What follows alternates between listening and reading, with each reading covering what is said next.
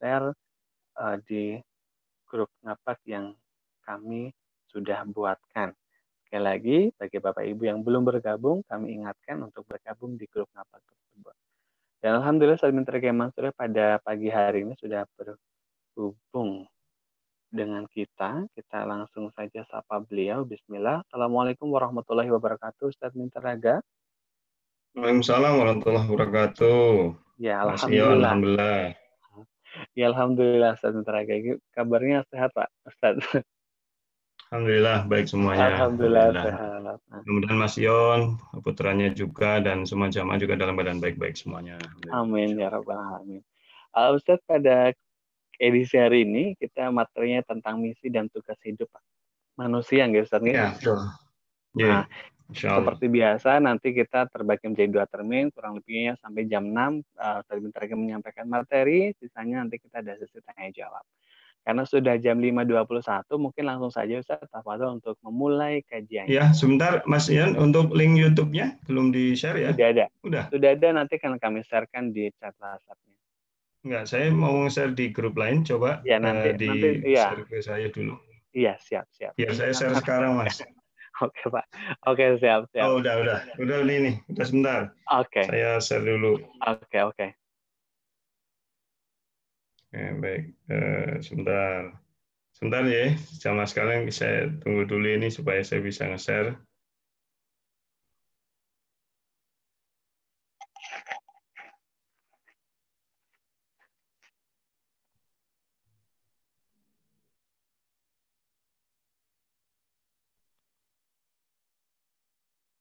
Bentar dulu, Mas.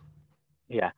Sekali lagi Bapak Ibu yang senantiasa dirahmati Allah Subhanahu wa taala, kami ingatkan apabila Bapak Ibu ada pertanyaan, silakan bisa tuliskan pertanyaannya di layanan chat baik di Zoom ini maupun di WhatsApp admin kami untuk kami nanti sampaikan kepada Ustaz Mintaraga. Untuk terkait dengan materi di luar dari materi pada pagi hari ini, Bapak Ibu bisa mengirimkannya ke admin kami di 0815163414 melalui layanan WhatsApp untuk kami sampaikan kepada Ustaz Mintaraga, dan jawabannya insya Allah akan kami posting atau kami share di grup ngapak kami.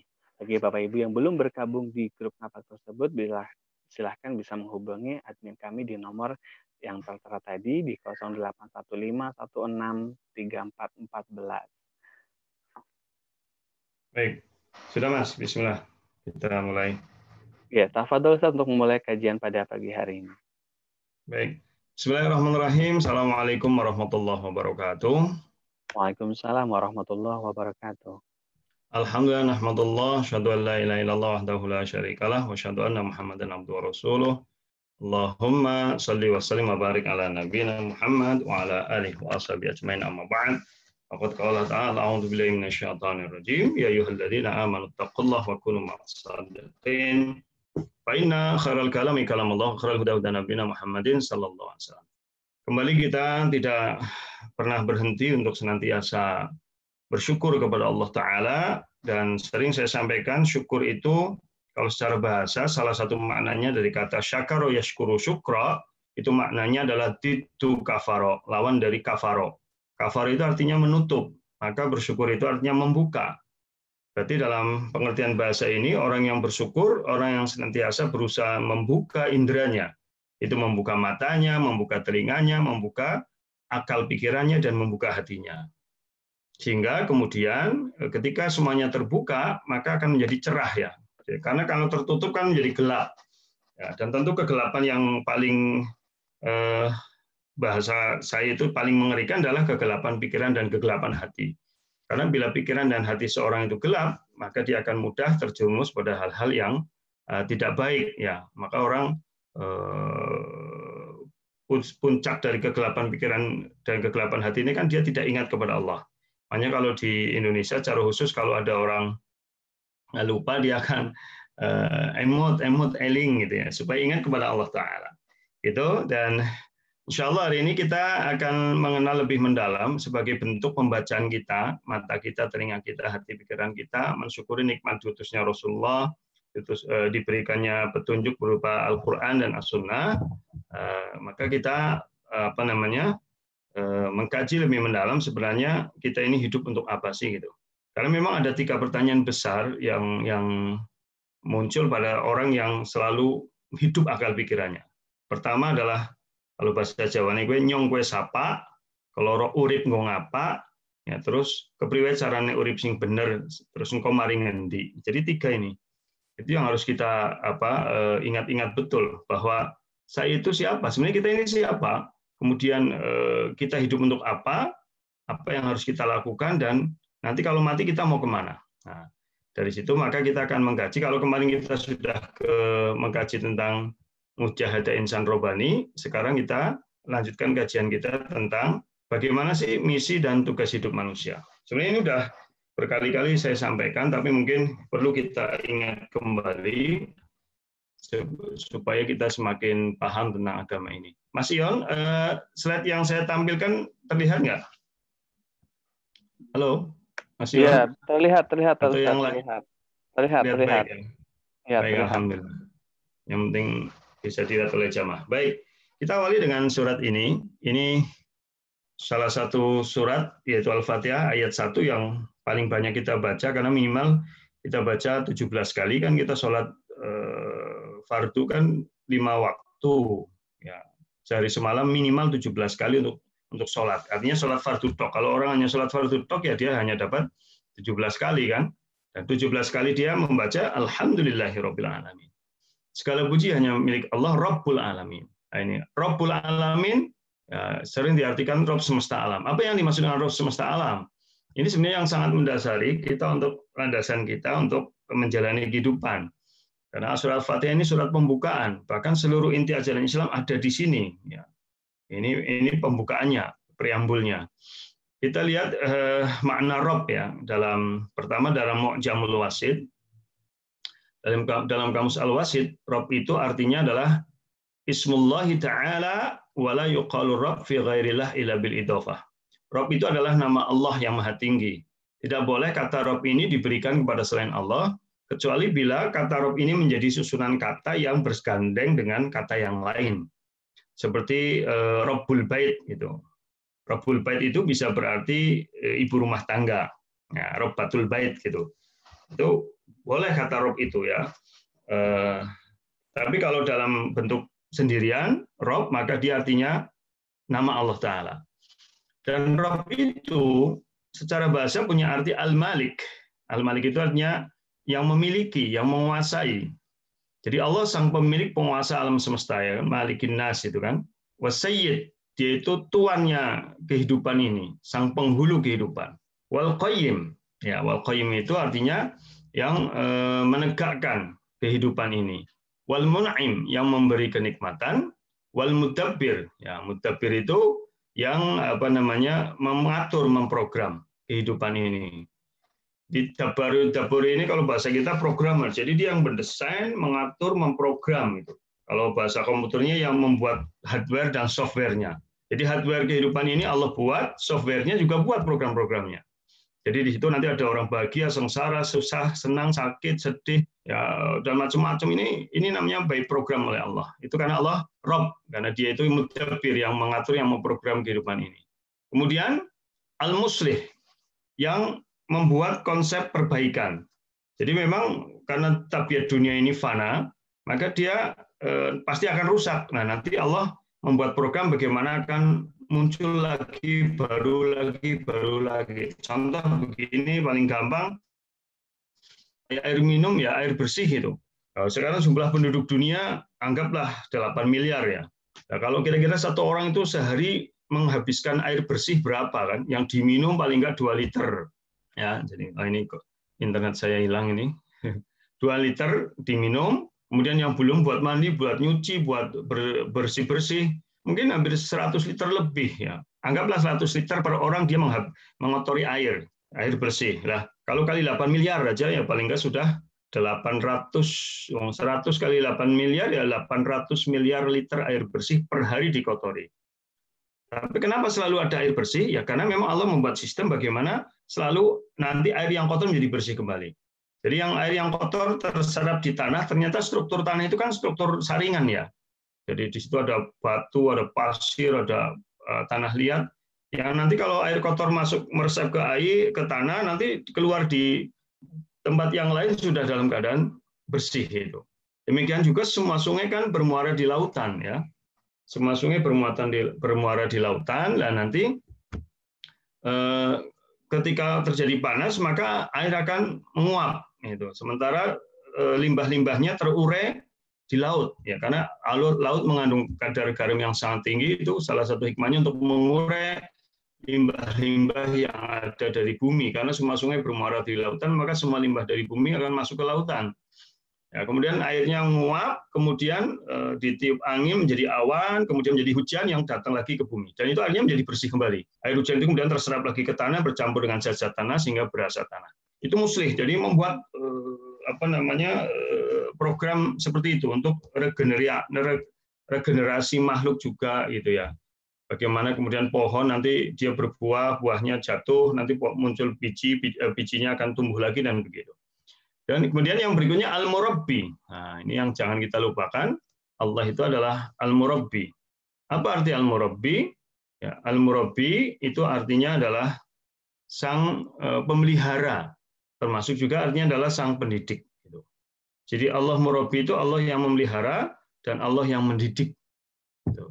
Maka Rabbul Alamin itu nantinya Allah yang memelihara hidup manusia, juga Allah yang mendidik manusia. Ya. Kemudian dalam kamus Mufradat Al-Fadhil Quran, ya, jadi kosakata lafaz-lafaz Al-Quran, punya Syekh Abdul Qasim Al-Husain bin Muhammad bin Mufaddal Ar-Raghib rahimahullah. Ar-Rabb fil asl at-tarbiyah. Kata Rabb asalnya adalah dari kata at-tarbiyah. Wa huwa insya'u syai' halan fahalan ila haddit tamam. Yaitu menumbuh kembangkan sesuatu secara bertahap sampai sempurna. Jadi Rabb itu maknanya pendidikan yang bagaimana kemudian berkembang dari awal terus secara bertahap sampai batas sempurna. Jadi Allah menciptakan segalanya dari awal sampai kemudian selesai penciptaannya, kemudian Allah membimbing manusia, mendidik manusia juga begitu. Nah, kalau dalam tafsir kita lihat Rabbul Alamin, Rabb, ya, ini Al-Murabbi, huwa murabbi jami'ul alamin. Jadi dialah Allah yang memelihara dan mendidik, mengatur seluruh makhluknya. Siapa makhluk? Wahum siwallah. Makhluk itu selain Allah. Ya. Bi khalqihi iyahum, dengan penciptaannya kepada mereka. Wa i'daduhu lahumul alat, dan Allah menyiapkan untuk mereka segala macam potensi, segala macam perlengkapan-perlengkapan yang ada di dunia, di dalam kehidupan. Wa in'amihi alaihim bi ni'amil 'azimah, dan memberi mereka kenikmatan yang agung, yang besar. Allati law faqaduha lam yumkin lahumul baqa. Ya, kalau nikmat itu hilang, ya nggak mungkin manusia akan ada. Artinya kalau dihilangkan sama Allah semua nikmat, ya manusia nggak punya fasilitas hidup pasti akan binasa. Karena manusia sendiri juga bagian dari nikmat. Fama bihim min nikmatin faminhu ta'ala. Maka semua kenikmatan yang ada pada mereka itu semuanya dari Allah Ta'ala. Itu makna Rabbul Alamin. Kemudian wa tarbiyatuhu ta'ala li khalqi naw'an. Kata Imam As-Sa'di dalam tafsirnya, beliau mengatakan, dan tarbiyah, pemeliharaan Allah atau pendidikan Allah kepada hambanya itu ada dua jenis. Pertama adalah ammah. Ya, ini saya terlalu cepat nggak, Mas Ion kira-kira? Halo? Kalau terlalu cepat iya, saya... Iya. Enggak, Tat. Enggak, ya, sedang enggak ya? terlalu, ya, sedang. Ya, sedang bagi yang muda ini, bagi yang tua nggak terlalu cepat. Itu dia. Itu dia. Jadi tarbiyah Allah, tarbiyah itu pemeliharaan atau pendidikan Allah gitu ya. Kepada makhluknya itu ada dua jenis, dua macam. Pertama adalah ammah, pendidikan pemeliharaan bersifat umum. Ya, atau tarbiyah bersifat umum. Wahya khalaqahu lil makhluqin, yaitu Allah menciptakan makhluknya, warzaqahu, memberi rizki mereka, wahidayatihim, ya, wahidayatuhum, dan memberi petunjuk mereka, lima fihi masalihihim, kepada hal-hal yang bermanfaat bagi mereka. Allati fiha baqauhum fid dunya, yang dengannya mereka bisa eksis, ya, bisa tetap hidup di dunia ini. Jadi maknanya secara umum semua makhluknya itu diberi software, ya, diprogram dia bisa bertahan hidup gitu aja. Gampangan mudahnya begitu. Ya, seperti kelinci, ya, misalkan dibeli software bahwa dia makanannya adalah dia vegetarian, makanannya itu, jodohnya itu, bagaimana cara dia membuat rumah di tanah itu kan semuanya nggak pakai pembelajaran, tapi langsung diinstal sama Allah. Ini bersifat umum.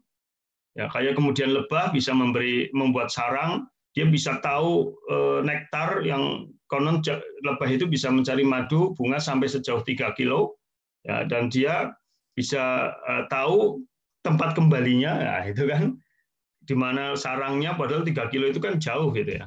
Kemudian dia bisa membuat sarang heksagonal segi 6 yang sama sisi, padahal dia tidak pernah belajar aritmatika atau algoritma gitu. Tapi dia bisa tahu itu ya karena sudah dididik secara umum oleh Allah, yaitu lewat kalau pendidikan kepada makhluknya secara umum namanya diinstal lah bahasa kita, dikasih program ya.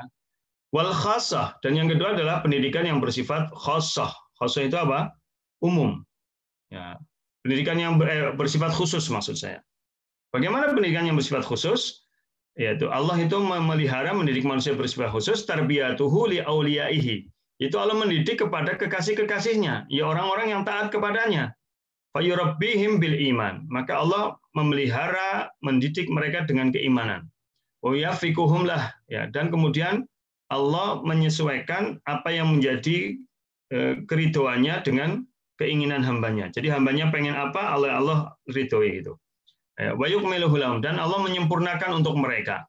Wa yadfa'u anhum as-sawarif, dan Allah menghilangkan dari mereka hal-hal as-sawarif wal awaik. Ini ya hambatan-hambatan yang atau penghalang-penghalang al-hailah bainahum wa bainahu, yang menjadi pembatas antara mereka dengan Allah Ta'ala. Wa haqiqatuha, jadi hakikat dari tarbiyah Rabbul Alamin itu adalah tarbiyatut taufik li kulli khair wal ismah an kulli syarr, ya. Jadi hakikat pendidikan Allah kepada hambanya yang beriman, hambanya yang nurut kepadanya, kepada kekasihnya adalah tarbiyatut taufik li kulli syarr, li kulli khair wal ismah an kulli syarr. Jadi pendidikan bagaimana manusia itu nanti dalam hidupnya akan selalu mengarah kepada kebaikan, ya, dengan dibimbing Allah tentunya, wal ismah an kulli syarr, dan terbebas dari keburukan. Itu tafsir As-Sa'di tentang Rabbul Alamin. Jadi kalau ringkasnya, ya ini sering saya sampaikan, tapi saya ulang lagi. Jadi Rabb itu punya arti dia yang menciptakan, dia yang memiliki, ya. Kemudian dia yang memelihara, dia yang mengatur, dan ada yang terakhir, ini yang jangan kita lupakan, karena itu salah satu yang terpenting adalah dia yang mendidik. Jadi Rabbul Alamin berarti dia yang mendidik makhluknya. Itu. Jadi dia yang mendidik makhluknya. Jadi Allah itu maha guru kehidupan. Dan tentu makhluknya sudah diberi perangkat bagaimana bisa menerima pendidikan dari Allah Ta'ala. Nah, maka kita lihat bagaimana ayat yang pertama turun kan, Iqra. Iqra itu artinya bacalah. Tentu kita paham yang Rasulullah kan tidak bisa baca tulisan.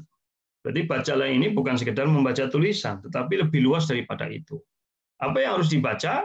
Ternyata yang dibaca itu unduru madza fis samawati wal ard.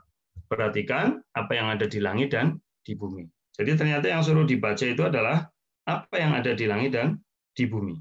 Itu. Jadi apa yang ada di langit dan di bumi itulah yang harus kita baca. Itu. Suara saya kecil nggak, Mas Ian? Ini kok ada yang WA saya katanya suaranya. Enggak, Pak.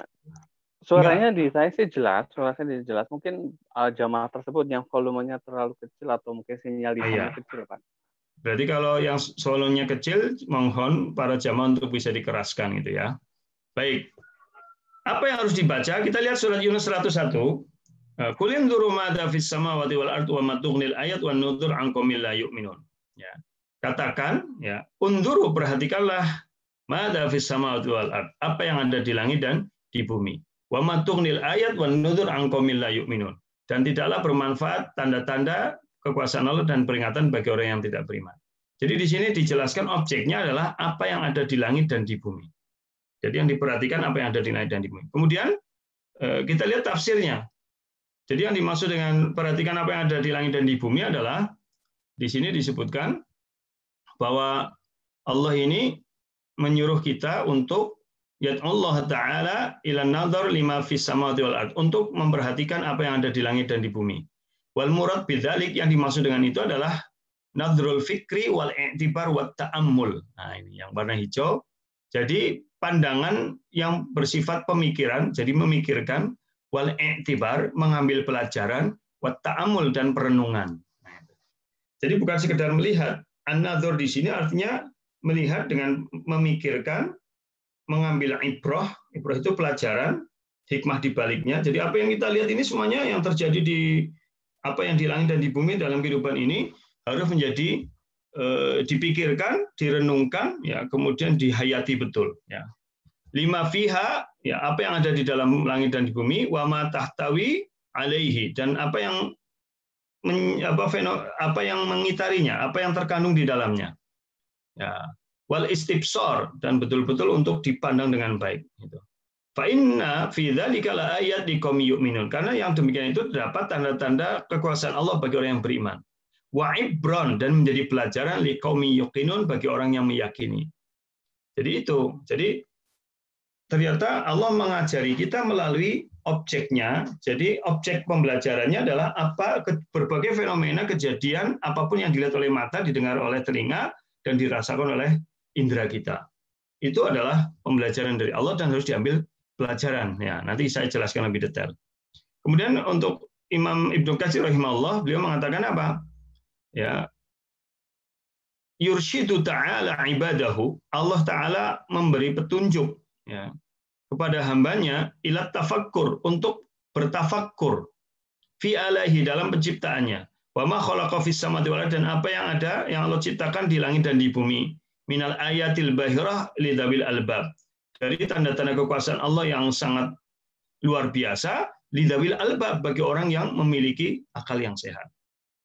Nah, kemudian surat lain, surat Dariyat 22:1, wa fil ardi ayatul lil muqinin, di bumi terdapat tanda-tanda kekuasaan Allah bagi orang yang yakin, wa fi anfusikum afala tubsirun, bahkan pada dirimu sendiri mengapa kamu tidak melihatnya. Nah, bahasane nyong we, kalau bahasa saya, nang jero awakmu dewek matamu ora melek. Kalau bahasa Jawa ini mau kayak gitu. Apa nang jero awakmu dewek matamu pada orang melek. Nah, gitu. Jadi apa engkau tidak melihat pada dirimu sendiri, gitu. Apa tafsirnya? Ya, jadi tafsir dari beberapa ayat itu yang menjadi landasan membaca. Jadi pembacaan kita terhadap ayat-ayat itu akan menghasilkan makrifah, pengetahuan, ilmu. Pengetahuan tentang apa? An-nafs, tentang diri dia, tentang hidup, dan tentang agama, bagaimana caranya hidup. Jadi agama ini akan menjawab pertanyaan manusia yang nyong sapa, urip ngong apa, kepriwe carane urip, gitu. Jadi itu semuanya ada penjelasannya. Kita bisa melihat siapa kita, untuk apa kita hidup, bagaimana cara hidup dari ayat-ayat Quran, dari sunnah, petunjuk agama, dan juga petunjuk yang Allah berikan di alam semesta ini, tentu bagi ulul albab. Nah, sekarang perhatikan pada ayat ini, wa fi anfusikum afala tubsirun. Pada dirimu sendiri mengapa kamu tidak melihatnya? Artinya kita ini diperintahkan oleh Allah untuk melihat diri kita, bukan hanya dari sisi fisik, tapi apa sebenarnya kita ini siapa? Nah, maka Allah beri petunjuk di dalam surat Al-Mu'minun, ya banyak sebenarnya, tapi diantaranya saya kutip surat Al-Mu'minun ayat 115.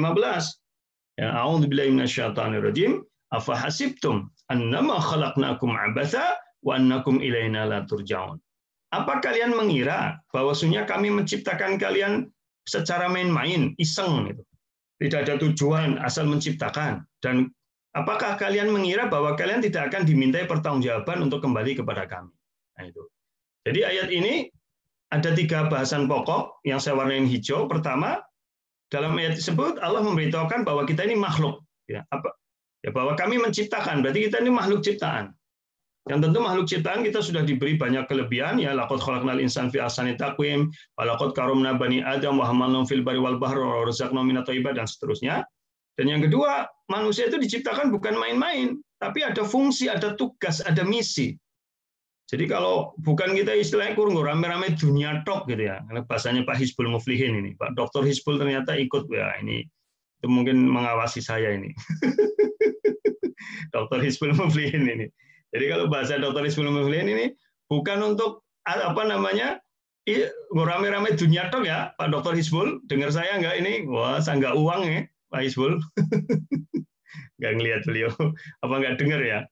Jadi berfungsi, bukan untuk sia-sia, tetapi berfungsi. Jadi kita hidup ada tugasnya, ada fungsinya. Orang salah urip. Makanya dulu ada lagunya Tommy Jevisa ini kan. Ya mengapa aku lahir ke dunia ini? Loh, berarti kayak orang ngerti, gue lahir nggak ngapa itu. Yang namanya juga lagu ya itu. Lagu wong orang dasar keimanan ya begitu jadinya. Jadi mengapa aku lahir ke dunia ini? Padahal udah jelas ini. Kemudian yang ketiga, kita ini akan dimintai pertanggungjawaban atas fungsinya. Yurjaun itu akan kembali bukan hanya secara fisik, tetapi dimintai pertanggungjawaban. Semua perbuatan yang dilakukan pada waktu hidup di dunia dan perbuatan itu tidak lain adalah realisasi dari fungsi dan tugas manusia itu sendiri. Jadi kita nanti akan dimintai pertanggungjawaban oleh Allah, ya. Yang pertanggungjawaban itu adalah hasil dari tugas-tugas kita selama hidup di dunia. Jadi kalau kesimpulannya manusia itu apa sih menurut perspektif Islam adalah makhluk fungsionil yang bertanggung jawab. Jadi manusia itu adalah makhluk ya yang merupakan ciptaan yang tentu punya karakteristik ciptaan, kemudian fungsi yang dia punya fungsi, punya tugas, bukan asal hidup. Kemudian tugas manusia itu nanti akan dipertanggungjawabkan. Apa yang dilakukan manusia itu akan dipertanggungjawabkan. Inilah manusia. Nah, manusia diberi banyak hal. Ini dari sisi fisik, laqad khalaqnal insana fi ahsani taqwim. Nah, apa maknanya? Nah, ini saya ambil tafsir As-Sa'di. Imam As-Sa'di dalam tafsirnya menjelaskan, ya, laqad khalaqnal insana fi ahsani taqwim ay tamul khalq. Jadi Allah menciptakan kita dalam tamul khalq, bentuk yang sempurna. Mutanasibul a'dha, yang berkesesuaian anggota tubuhnya. Jadi kayak jari kita ini 5 kan berkesesuaian, ya. Jadi maksudnya indah lah. Dia jadi estetikanya, etikanya, secara mekanik juga luar biasa. Jari ini beda-beda ruasnya, bedanya kan yang punya fungsi masing-masing ya. Hilang salah satunya, misalkan mesti jadi nggak sempurna gitu. Jempol hilang ya kita sulit ya. Jentik hilang juga sulit. Gitu. Jari hilang, telunjuk hilang juga sulit. Kan ini udah satu kesatuan gitu ya. Kemudian mata kita 2, tapi gambarnya 1, padahal matanya loro. Telinga kita 2, tapi mendengarnya bareng, tidak siji-siji gitu ya. Nah, kemudian telinganya menghadap ke depan, tapi suara dari manapun tahu. Itu karena mutanasibul a'dha. Artinya Allah ciptakan berkesesuaian. Muntasibul qamah, ya, itu seimbang. Ya, muntasibul qamah itu bahasa gampangnya ya seimbang gitu. Lam yafqud mimma yahtaju ilaihi dhahiran aw batinan syai'a. Jadi ya tidak ada yang tidak kehilangan, tidak ada satupun yang tidak dibutuhkan manusia ini. Artinya semuanya saling bersinergi seluruh anggota tubuh manusia, baik lahir maupun batin. Wa ma hadhin ni'am al-'azimah, dan bersama nikmat yang agung ini allati yambaghi minhul qiyam bisyukrika, yang harus seseorang itu menegakkan rasa syukurnya.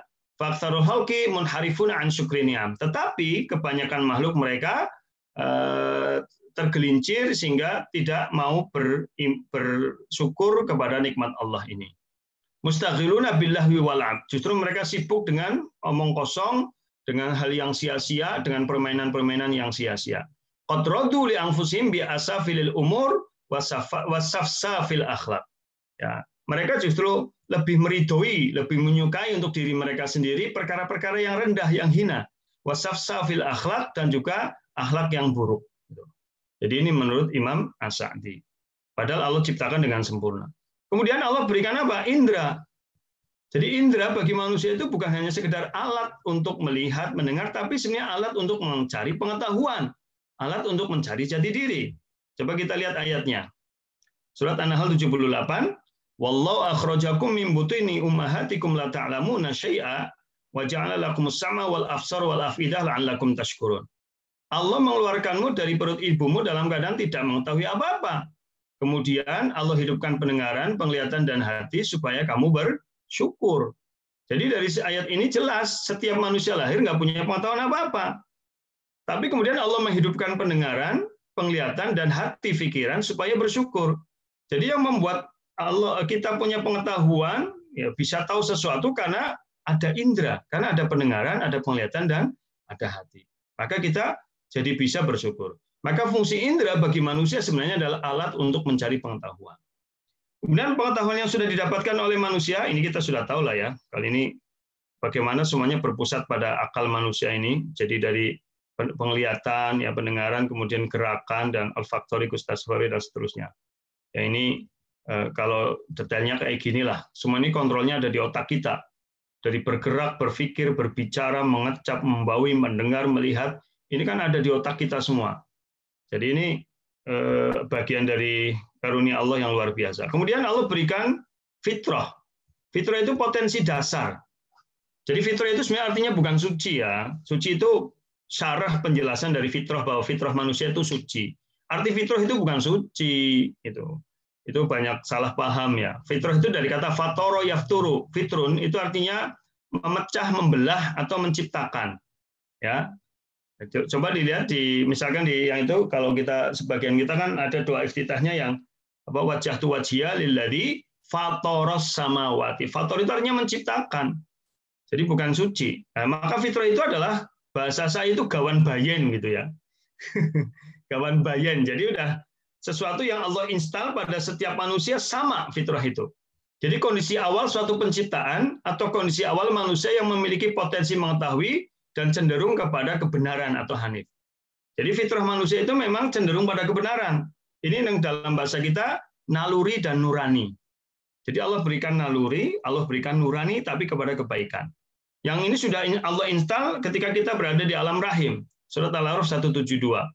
Dan tentu yang berporos dari naluri fitrah ketuhanan. Wa idz akhadha rabbuka min bani adama min zuhurihim dzurriyyatahum wa asyhadahum ala anfusihim alastu bi rabbikum qalu bala wa syahidna. Bala syahidna an taqulu yaumal qiyamah inna kunna an hadza ghafilin. Dan ingatlah ketika Rabbmu mengeluarkan turunan Adam dari sulbi mereka dan Allah mengambil kesaksian. Alastu bi rabbikum, bukankah aku ini Rabbmu? Kita semuanya sudah menjawab bala iya. Jadi kayak kalau kita menginstal program di laptop itu ya, mesti nanti ada do you agree? Ya, nanti kalau kita pencet agree atau yes, nanti masuk programnya. Kita udah menjawab bala, itu berarti agree, yes, masuk. Maka pada setiap manusia itu udah punya fitrah. Berikutnya kita diberi apa? Setelah fitrah, ini masih ayatnya tadi sama, cuma ini ayat Ar-Rum 30, bahwa fitrah ini tidak berubah sampai manusia mati. Fitratullahi allati fataran nasa 'alaiha. Tetaplah atas fitrah Allah yang telah menciptakan manusia menurut fitrah itu dan tidak ada perubahan. Jadi fitrah itu tetap. Jadi kalau bahasa saya secara mudah begini, jamaah sekalian, fitrah itu bagaikan lampu ya. Lampu itu kan nyala, kalau dia 5 watt ya 5 watt nyalanya. Yang menjadikan dia redup itu apa? Ya, suplainya, ya, suplai listriknya. Kalau suplai listriknya kurang maksimal ya akan redup. Kedua, debu-debu yang menutupi kaca di dalam lampu itu. Kalau debunya semakin tebal, ya tentu nyalanya semakin redup. Ya, debu-debu yang tebal ini itu ibaratnya adalah kemaksiatan. Suplai energi yang kecil itu ibaratnya adalah dorongan-dorongan keimanan. Maka kalau dorongan imannya lemah, banyak maksiat, itu yang belerek cahaya fitrahnya. Paham belerek ora? Ya. Mas Ion ngerti belerek ora, Mas? Tahu Pak, redup Pak. Meredup. Meredup gitu. Nah, terus gimana? Nah, bisa nggak dia nyala terang lagi? Bisa banget. Kalau dia kemudian suplai imannya kuat, dia sadar, terbuka jiwanya, kemudian dia bertobat dengan amal soleh, maka debu-debu yang mengitari fitrah kebaikannya itu akan bersih lagi, sehingga kinclong lagi. Nah, maka dia nanti menjadi baik lagi. Jadi orang itu sejahat-jahatnya orang pasti ada terbuka peluang bertobat, hanya dimanfaatkan atau tidak, gitu ya. Ini fitrah. Berikutnya adalah akal. Akal itu apa? Ya, akal secara mudah ya digunakan untuk menganalisis apa yang didapatkan oleh indera kita. Jadi apa yang dilihat, didengar, dirasakan itu akan dikelola oleh akal kita. Contoh misalkan indera pengecap. Kita makan ayam goreng ini, ayam goreng ini, ayam goreng ini, ayam goreng ini. Mumpung esuk-esuk ya, cerita ayam goreng men pada ngelih.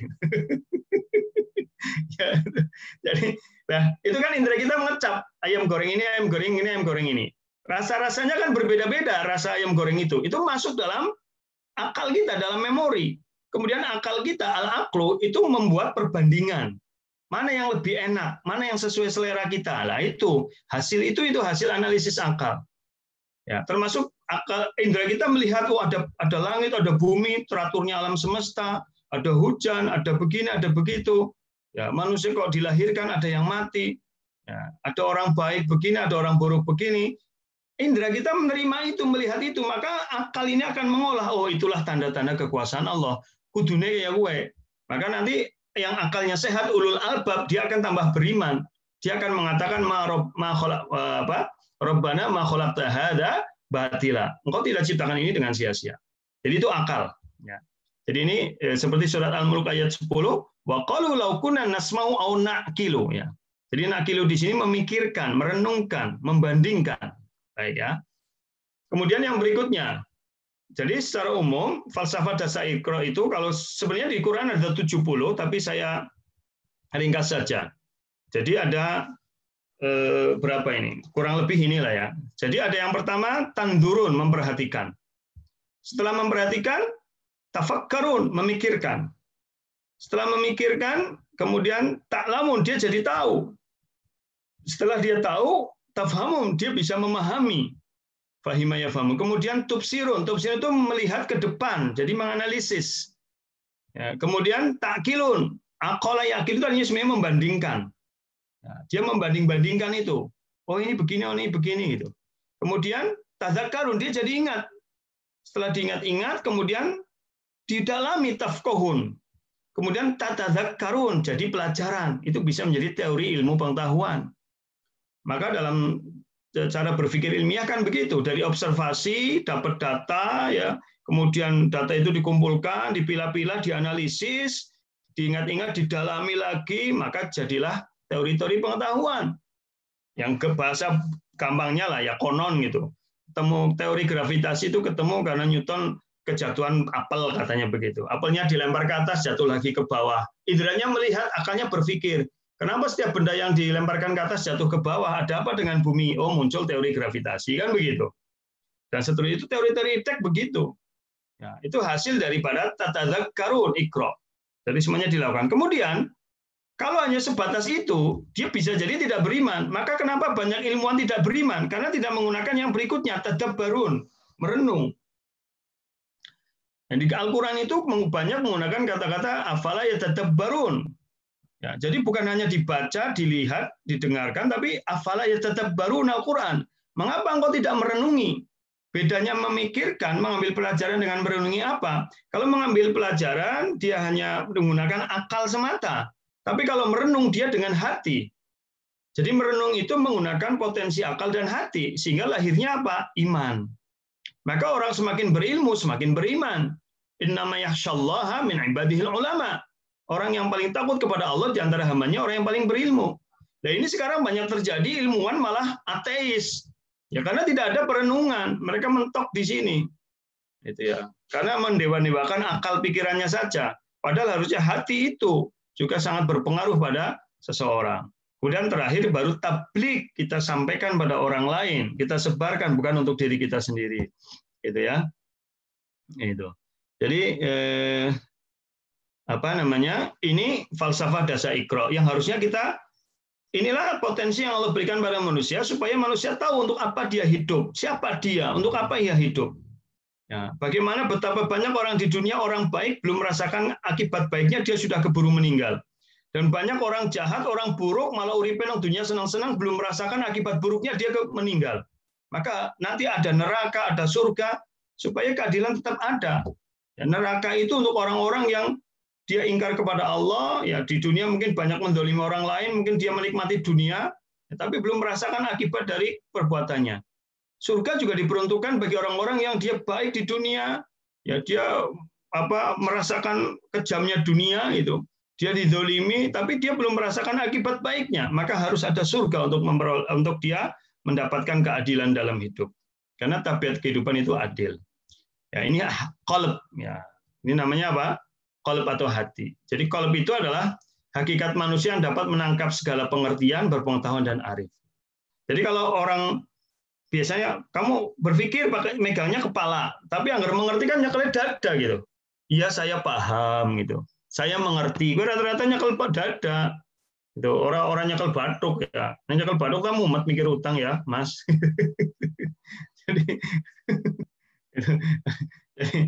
jadi begitu. Jadi kalau saya paham, saya mengerti kan nyekel dada. Tuh, jarang kan saya mengerti itu jarang gitu ya. Biasanya gini saya mikir mumet gitu.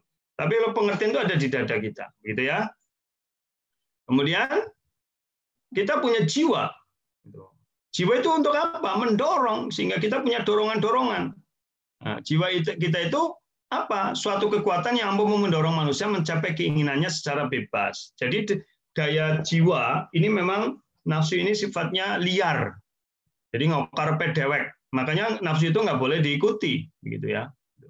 Nafsu nggak boleh diikuti, tetapi harusnya dikendalikan.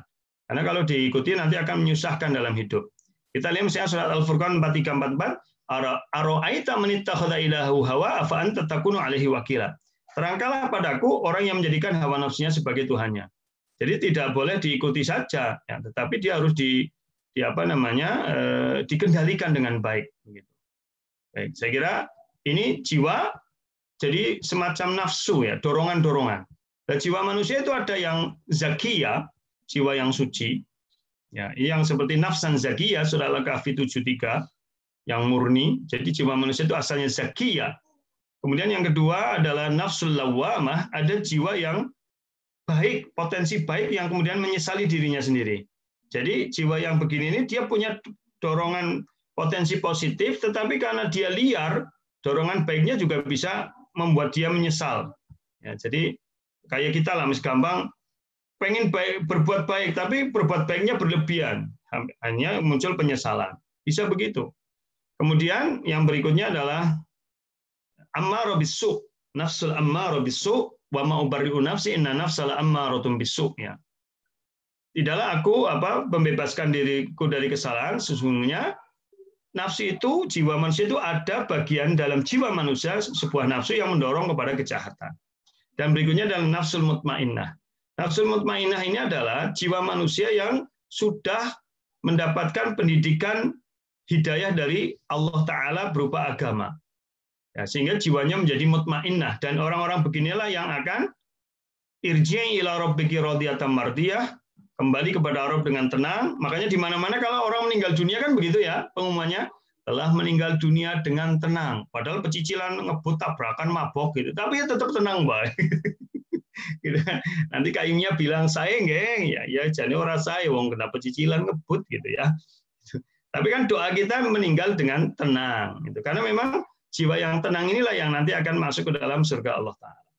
Jadi, itu semuanya adalah potensi yang Allah berikan pada manusia. Nah, kalau secara penjabaran luasnya adalah ini, jadi manusia diberikan potensi insaniyah, non fisik, Allah muliakan, Allah lebihkan, ya.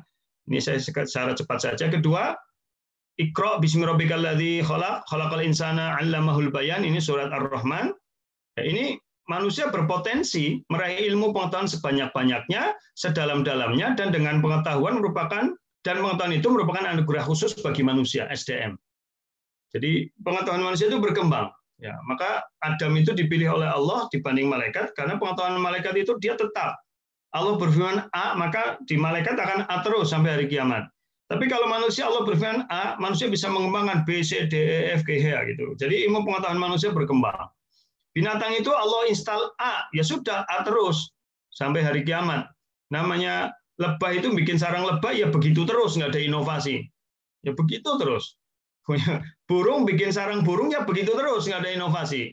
Bahannya ya itu terus, nggak pernah pakai bahan latex gitu, biar empuk gitu, atau pakai bahan yang waterproof itu enggak. Ya sudah begitu terus gitu. Karena memang dia nggak punya kemampuan untuk mengembangkan. Beda dengan manusia. Manusia punya kemampuan untuk mengembangkan. Ya. Kemudian manusia memikul amanah. Ya, jadi Allah memerintahkan manusia mendiami bumi, memanfaatkan SDA, lautan maupun angkasa. Kemudian diberikan kebebasan untuk memilih. Ya. Jadi inna aradnal amanah 'ala samawati wal ard wal jibal fa baina yahmilnaha wa asfaqna minha wa hamalal insan innahu kana dzaluman jahula. Kemudian manusia berpotensi dia punya sifat disiplin, memperoleh keuntungan materi rohani wal asr. Jadi manusia ada kedisiplinan karena ada dibatasi dengan waktu sehingga dia menjadi kreatif dan itu sudah teruji. Kadang kita ini kalau sudah kepepet, ya Allahumma paksa bisa kreatif itu, ya kan? Kreatif itu. Jadi maka ada keterpaksaan itu dan ada kedisiplinan. Kemudian manusia memiliki kemampuan untuk mengubah nasibnya sendiri dan diberi kesempatan menentukan nasibnya dengan potensinya. Jadi tidak ada paksaan, silahkan itu. Innallaha la yughayyiru ma biqaumin hatta yughayyiru ma bi anfusihim. Karena Allah sudah ciptakan semuanya, Allah sudah program, ya kamu milih. Jadi hidup itu bagaikan kita main game ya. Semua yang main game bisa loser, bisa winner, bisa menang, bisa kalah. Dan di game itu sudah ada aturannya, hidup itu sudah ada aturannya, tinggal kita memainkan. Bisa jatuh, kalah lagi, main lagi, kalah lagi. Ada juga orang yang main game, orang tayang kalah terus, itu main game lagi malah gitu. Padahal mereka orang tayang main. Ada orang yang dalam hidup dia gagal terus.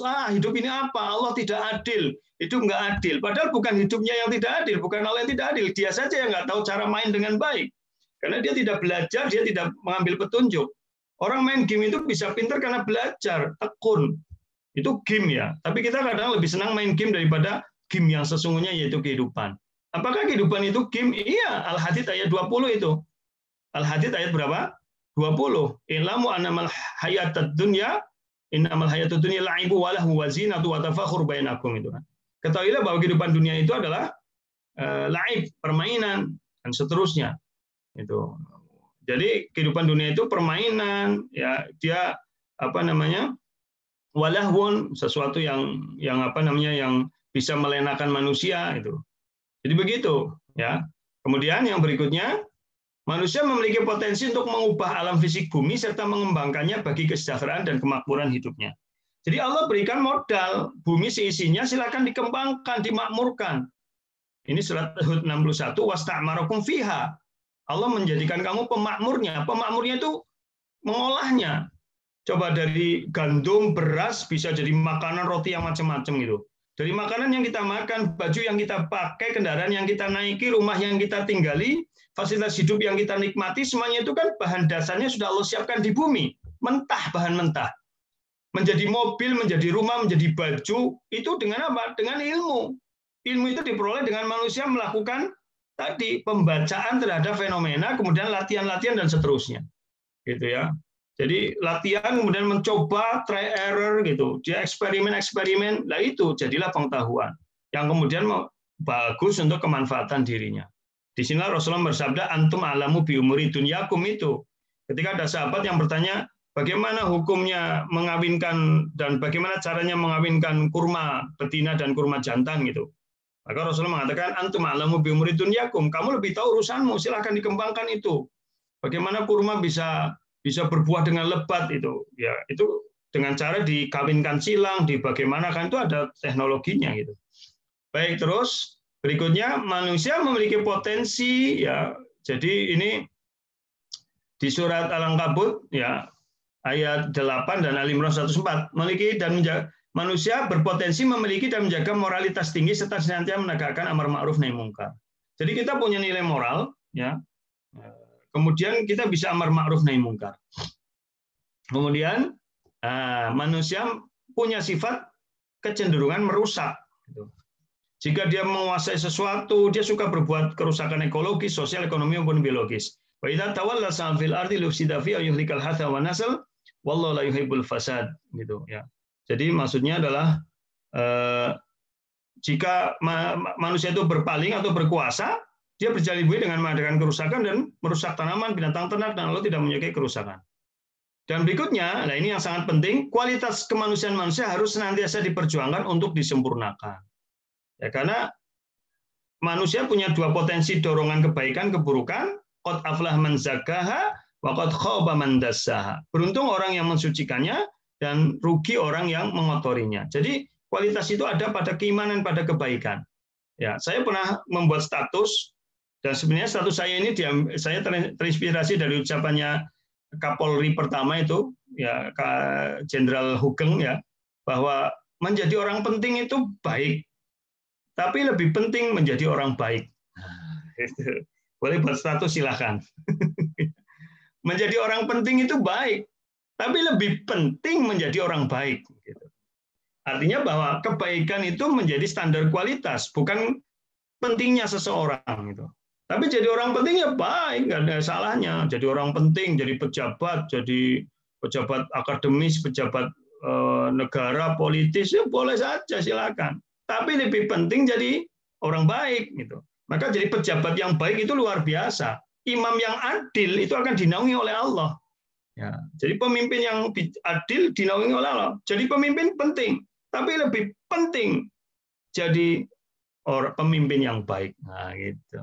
Ya, baik. Boleh buat status lah, ngono gitu. Ya. Ora usah ditulis dari Mintaraga, ora usah. Gitu. Baik. Kemudian yang berikutnya, penekanan nilai kepribadian manusia itu sangat tergantung pada usaha yang dilakukan. Jadi semuanya tidak instan, tidak gratis, semuanya butuh usaha, butuh mujahadah. Sudah pernah kita bahas. Bagaimana bentuknya? Wa alla taziru waziratu wisra ukhra wa allaisa lil insan illa ma sa'a wa nasa'ya sawfa yura summa yuzahul jazaa'al awfa. Bahwa manusia tidak memperoleh berdosa, ya seorang yang berdosa tidak akan memikul dosa orang lain. Dan bahwasanya seorang manusia tiada memperoleh selain apa yang telah diusahakannya, dan kelak usahanya itu akan diperlihatkannya di dunia, dan di akhirat akan diberi balasan yang lebih baik. Jadi, wa alaisal insan ilma sa', ya semuanya tergantung usaha kita. Tapi usaha kita itu tentu harus disesuaikan dengan ketentuan Allah Ta'ala. Begitu ya. Udah berapa menit lagi? 4 menit lagi Mas Ion ya, habis ya. Kemudian yang terakhir, amal usaha manusia jika dilakukan dengan dasar keimanan dan kesungguhan akan mendapatkan penghidupan yang baik dunia dan akhirat. Ini jamaah yang nyadat nggak usah khawatir, nanti materi saya akan saya share di grup Ngapak 1 dan Ngapak 2 ya Mas Ion. Selama ini kajian materinya akan selalu saya berikan ke jamaah dalam bentuk format PDF. Jadi panjenengan seandainya nyatet yang di sini tidak ada, karena nanti ini akan saya bagikan, begitu nggih? Jadi amal usaha manusia jika dilakukan dengan apa? Kesungguhan, dasar keimanan, itu akan mendapatkan penghidupan yang baik di dunia dan di akhirat. Man amila sholihan min dzakarin aw unsa wa huwa mu'minun falnuhyiyannahu hayatan thayyibah wa lanajziyannahum ajrahum bi ahsani ma kanu ya'malun. Barang siapa yang beramal saleh, baik laki-laki maupun wanita dan dia beriman, maka sesungguhnya akan kami berikan padanya kehidupan yang baik dan akan kami balas mereka dengan pahala yang lebih baik. Jadi orang yang beriman, nggak laki-laki, nggak wanita, dia beramal soleh, ya, dasarnya keimanan akan mendapatkan hayatan thayyibah fid dunya, dan juga di akhirat akan dibalas yang lebih baik. Nah, dari sini sudah jelas, maka manusia misi tugas tanggung jawab hidupnya apa? Satu, dalam hubungan manusia dengan Allah, manusia sebagai makhluk yang diciptakan dan dipelihara Allah, berfungsi kepada yang menciptakan dan memeliharanya, dengan tugas sebagai hamba yang berarti orang yang taat tunduk patuh. Ini Abdullah. Ya wa ma khalaqtul jinna wal insa illa liya'budun. Apa tugasnya nanti saya jelaskan. Kemudian yang kedua, dalam kaitannya dalam tugas dan peranan hidupnya di dunia karena diturunkan di bumi, bertugas sebagai khalifah, menjadi wakil atau pengganti yang memegang kekuasaan. Jadi manusia menjadi khalifah bumi yang memegang mandat Allah untuk mewujudkan kemakmuran di bumi sesuai dengan ketentuan Allah. Ini namanya khalifah. Ya, kita lihat firman apa? Firman Allah Al-Baqarah 30 ya di sini, ini ja'ilun fil ardi khalifah, aku hendak menjadikan khalifah di muka bumi. Kemudian khalifah itu maknanya apa? Pemimpin yang mengatur bumi berdasarkan petunjuk dan undang-undang Allah. Jadi kita punya tugas untuk bagaimana di bumi ini terwujud syariat Allah. Ya. Ini coba huwallazi ja'alakum khalaifa fil ardh. Dialah yang menjadikan kamu khalifah-khalifah di muka bumi. Faman kafara alaihi kufruh wala yazidul kafirina kufruhum inda rabbihim illa maqtaw wala yazidul kafirina kufruhum illa khasara. Ayat ini diakhiri dengan ancaman bagi orang-orang yang kafir, menunjukkan bahwa kekhalifahan itu harus tunduk kepada ketentuan Allah Ta'ala. Tugas kekhalifahan maksud saya. Yang ketiga adalah bagaimana kita punya tugas sebagai khalifah memakmurkan bumi dan mengeluarkan potensi yang terkandung di dalamnya. Jadi kita punya tugas, waladzi khalaqalakum ma fil ardi jami'a, Allah menciptakan bumi seisinya untuk kepentingan hidup manusia, ya dikelola untuk manfaat, bukan untuk dinikmati saja gitu. Jadi harta dicari untuk ibadah gitu. Ya kan, uang dicari untuk ibadah, makanan dimakan supaya tubuh kita sehat dan kuat untuk beribadah, begitu. Karena makanan itu kalau dinikmati bukan untuk ibadah, mesti jadinya penyakit. Orang sekarang kan yang kena penyakitan rata-rata sing mangane enak-enak gitu. Angger sing mangane ora enak-enak, penyakit orang medeni ora lah, paling gudik gitu. Kadas, urap, panuan, orang anti mati ora. Ya, obatnya murah gitu. Paling mandan geragas sidik ya mencret, itu ya juga obatnya ora larang gitu. Tapi kalau orang yang makanannya enak-enak itu ya stroke, asam urat, kolesterol, jantung koroner. Ya radang otak, medeni lah, kumat mati gitu. Jadi itu makanya kalau itu harus dikelola dengan baik. Baik. Kemudian kita lihat ayatnya di sini, tadi sudah saya sampaikan, wasta'marukum fiha, menjadikan kamu sebagai pemakmurnya, maknanya adalah makmur itu artinya dia mengisinya, memanfaatkannya dengan baik. Nah, khalifah ini juga yang keempat, menyebarkan keadilan dan kemaslahatan. Jadi tugas khalifah itu satu, mewujudkan syariat Allah di muka bumi ini. Kedua, bagaimana kemudian kita, ya saya ulangi ini, lupa, bagaimana kemudian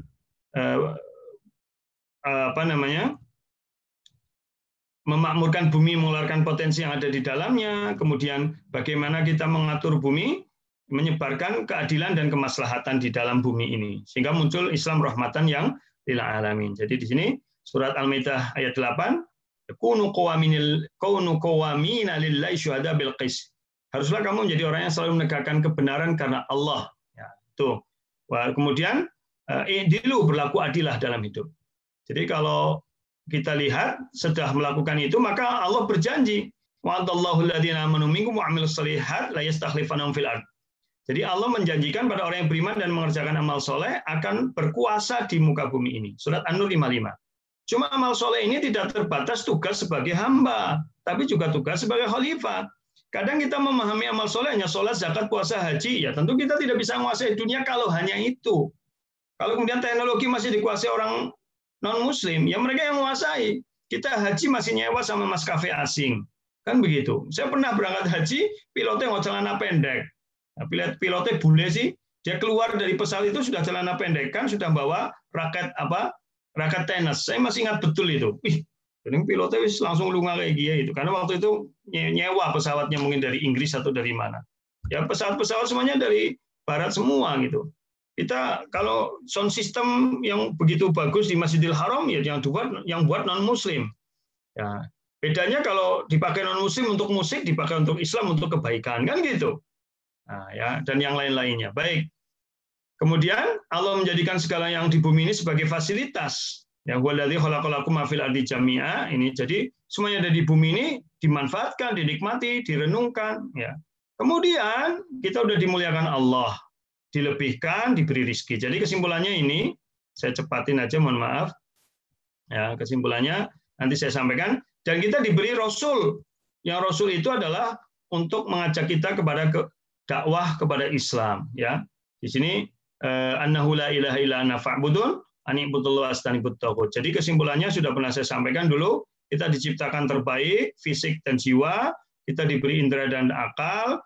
Diutus para Rasul sebagai teladan hidup. Diberi kitab sebagai pedoman hidup dan ilmu, kemudian kita diberi fasilitas hidup, ini kurang ya, bumi seisinya, dan kita diberi cara bagaimana kita bisa mengerti diri, tujuan, dan cara menjalani kehidupan.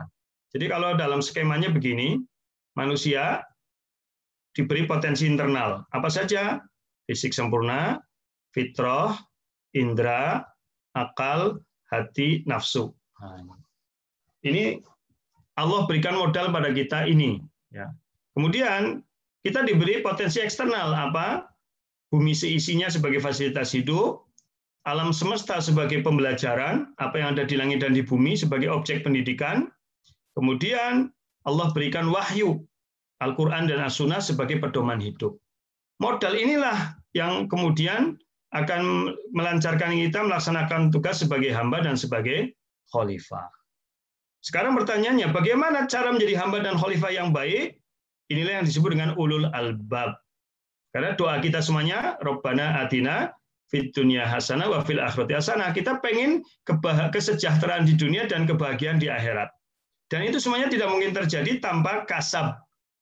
Ulaika lahum nasibum mimma kasabu. Kasab itu usaha. Jadi kalau kita pengen bahagia dunia akhirat, ya harus ada usahanya. Bagaimana usahanya? Lihat ayat ini. Inna fi khalqis samawati wal ardi wa ikhtilafil lail wan nahar la ayatil liulil albab.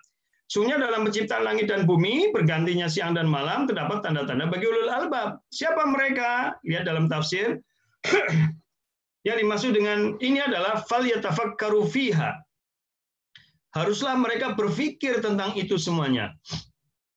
Ya, Ibnu Katsir mengatakan ulul albab itu al-uqulut tamah adzakiyah, akal, pikiran yang sempurna, yang cerdas. allati tudrikul asya'a bihaqaiqiha, yang bisa mendapatkan sesuatu itu secara hakikatnya, ala jaliyatiha, dari zahirnya. Jadi melihat sesuatu tidak hanya zahirnya tapi bisa melihat hakikatnya, hikmahnya. Itu menurut Ibnu Katsir. Jadi melihat alam semesta ini bukan hanya bentuk wujud alamnya, tapi bisa melihat hikmahnya. Ya, siapa yang menciptakan alam semesta? Betapa indahnya ini. Untuk apa ini diciptakan? Itu sampai segitunya. Kemudian Imam As-Sa'di mengatakan, yukhbiru ta'ala, Allah yang mati memberitahukan bahwa dalam penciptaan langit dan bumi, pergantian siang dan malam, terdapat tanda-tanda bari ulul albab.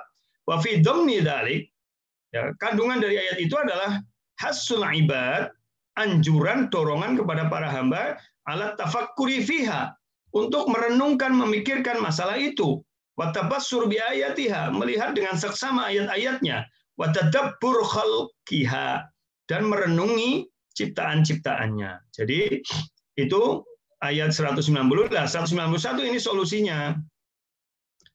Alladzina yadhkuruna Allah qiyaman wa qu'udan wa 'ala junubihim yatafakkaruna fi khalqis samawati wal ardi rabbana ma khalaqta hadza batila subhanaka faqina 'adzabannar. Lihat ada dua, zikir sama fikir.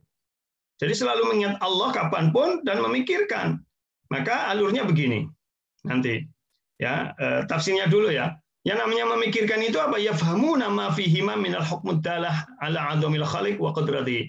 Mereka bisa memahami ya, apa yang Allah ciptakan semuanya. Ini Ibnu Katsir, adapun Imam As-Sa'di mengatakan ulul albab itu disifati dengan mereka yadhkurunallah fi jami' ahwalihim. Mereka selalu ingat Allah dalam segala kondisi. Ya. Nah, jadi misi tugas hidup manusia, ini alur fikirnya. Ini terakhir sebagai penutup. Ini justru poinnya ada di sini. Manusia punya tugas dua. Satu, sebagai hamba, wa ma khalaqtul jinna wal insa illa liya'budun. Tidaklah aku ciptakan jin dan manusia untuk beribadah. Dan yang kedua sebagai apa? Khalifah. Ini ja'inu fil ardi khalifah, sama wa'adallahu alladziina amanu wa 'amilus sholihati la yastakhlifannahum fil ard. Ini kan? Jadi kita punya tugas sebagai hamba dan khalifah. Kita menjadi hamba dan khalifah, tentu ada pendekatannya. Ya, tentu ada pendekatannya. Pendekatannya apa? Al-Imran 191. Fikir dan zikir. Kemudian tentu ada objeknya. Objek zikir apa? Objek fikir apa? Kemudian tentu ada prosesnya. Prosesnya bagaimana? Kalau ini dilakukan, maka insya Allah kita akan mendapatkan kebahagiaan dan kesejahteraan. Hasanah fid dunya wa hasanah fil akhirah. Itu bahasa gampangnya begitu. Akan bahagia dunia dan akhirat. Itu. Nah, bagaimana sekarang? Satu-satu. Sekarang bagaimana menjadi hamba Allah yang baik? Alurnya adalah pendekatannya zikir. Jadi kalau pengen menjadi hamba Allah yang baik, ya harus ingat Allah terus. Zikir dengan lisan, zikir dengan hati, zikir dengan perbuatan. Objeknya apa untuk zikir? Tentu ayat-ayat Quran. Ayat-ayat Al-Quran. Iqra bismi rabbikal ladzi khalaq. Proses zikir itu apa? Proses zikir ada yang sudah ditentukan, yaitu zikir mahdoh. Ibadah mahdoh, sholat, zakat, puasa, haji itu zikir. Ya, puasa, zakat, haji, kurban itu zikir.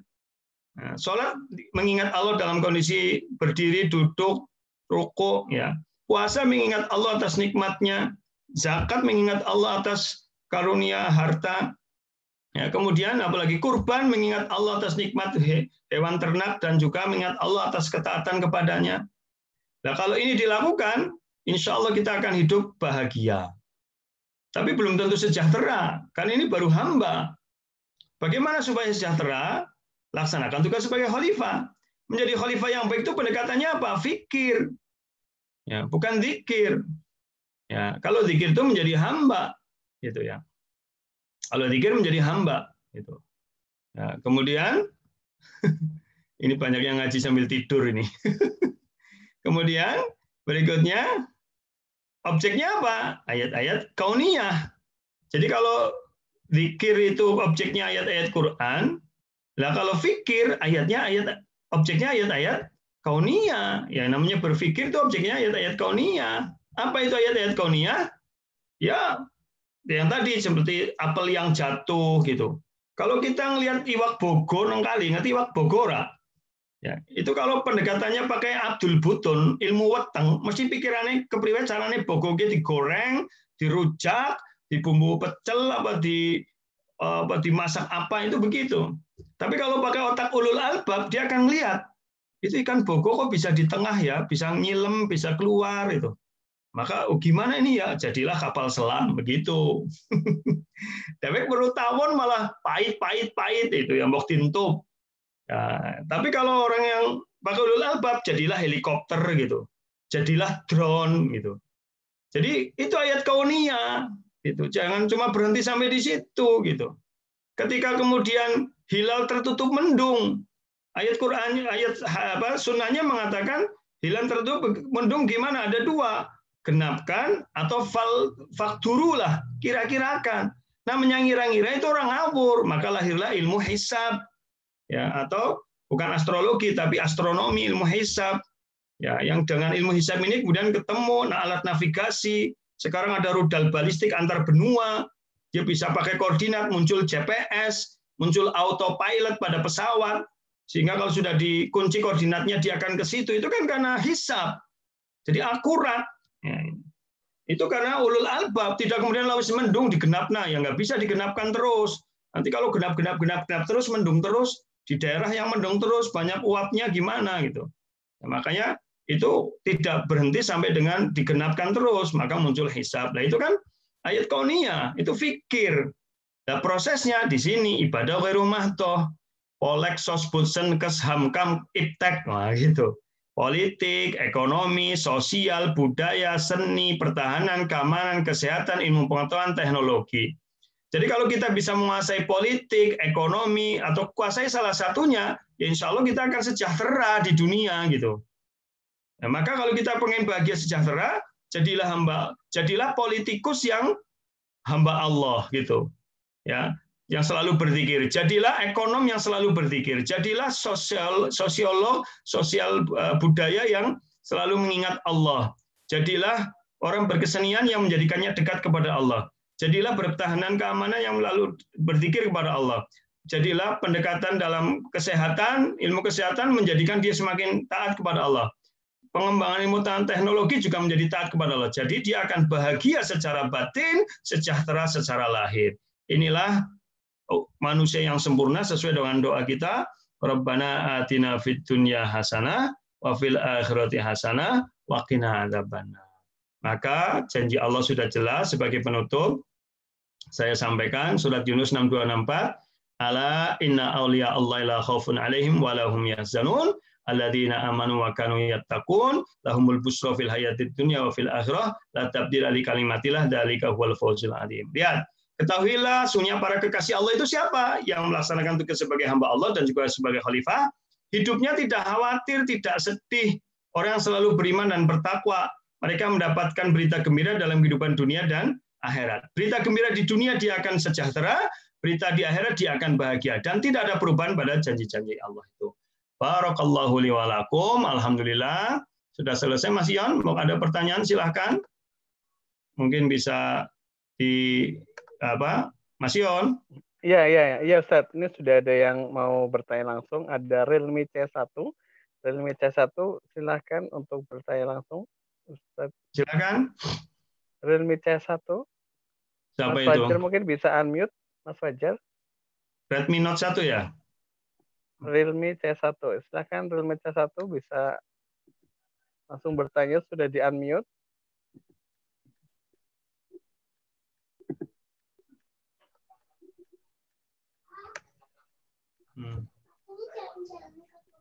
Realme C1, halo.